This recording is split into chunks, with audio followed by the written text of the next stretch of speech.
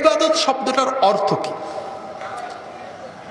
ইবাদতের অর্থ হলো চূড়ান্ত ভক্তি, চূড়ান্ত বিনয়, চূড়ান্ত অসহায়ত্ব, অলৌকিক ভক্তি। মানে এমন সত্তা যার ব্যাপারে আমার ইয়াকিন যে উনি দুনিয়ার কিছু দিয়ে নয়, ইচ্ছা দিয়ে আমার ভালো মন্দ করতে পারেন। তার সামনে যে চূড়ান্ত ভক্তি প্রকাশ করা হয়, এর নাম হলো ইবাদত। এই ইবাদতটা একমাত্র কার জন্য হবে? আল্লাহর জন্য।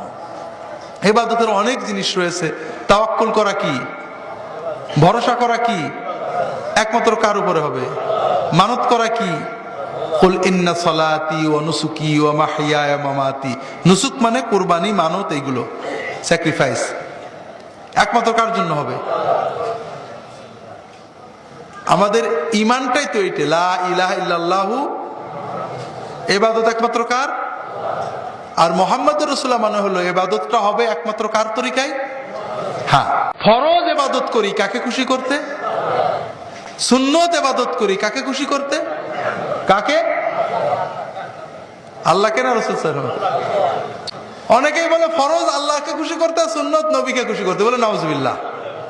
নবীজির যদি আমরা ইবাদত করি তাহলে ঈমান থাকবে নাকি? ফরজ, ওয়াজিব, সুন্নত, নফল সকল ইবাদত খুশি করব কাকে? আর অনুসরণ করব কাকে? হ্যাঁ, ফরজটা যে ফরজ, এটা কে শিখিয়েছেন? রাসূলুল্লাহ সাল্লাল্লাহু আলাইহি ওয়াসাল্লাম। ফরজ, ওয়াজিব, সুন্নত, নফল সকল ইবাদত একমাত্র কাকে খুশি করতে? একমাত্র কাকে অনুসরণ করে? রাসূল সাল্লাল্লাহু আলাইহি ওয়াসাল্লাম অনুসরণ করে।